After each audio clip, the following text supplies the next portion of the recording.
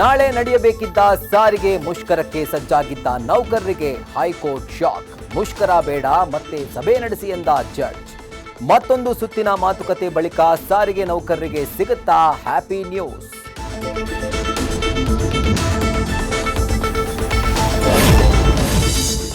ಬಸ್ಗಳು ಓಡಾಡುತ್ತೆ, ಆದರೆ ನಾಳೆ ಓಪನ್ ಆಗಲ್ಲ ಮೆಡಿಕಲ್ ಶಾಪ್ಸ್.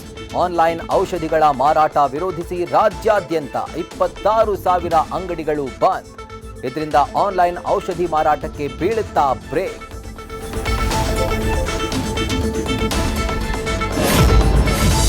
ದೇಶವಾಸಿಗಳಿಗೆ ಮತ್ತೆ ಶಾಕ್ ಕೊಟ್ಟ ಕೇಂದ್ರ ಸರ್ಕಾರ. ಒಂದೇ ವಾರದಲ್ಲಿ ಮತ್ತೆ ಪೆಟ್ರೋಲ್ ಡೀಸೆಲ್ ದರ ಏರಿಕೆ. ಇತ್ತ ಮೋದಿ ಚಿನ್ನದ ಮಾತಿಗೆ ಕುಸಿಯಿತು ಬಂಗಾರ ಖರೀದಿ.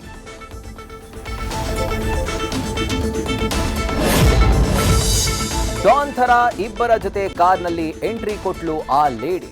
ಫೋನ್ ಮಾಡಿ ಹುಡುಗರನ್ನ ಕರೆಸಿ ಇದು ನನ್ನ ಜಾಗ ಅಂತ ಧಮಕಿ ಹಾಕಿದ್ಲು ಕಿಲಾಡಿ. ರಿಯಲ್ ಎಸ್ಟೇಟ್ ಉದ್ಯಮಿಗೆ ಬೆದರಿಕೆ ಆರೋಪ, ದಾಖಲಾಯಿತು ಕೇಸ್.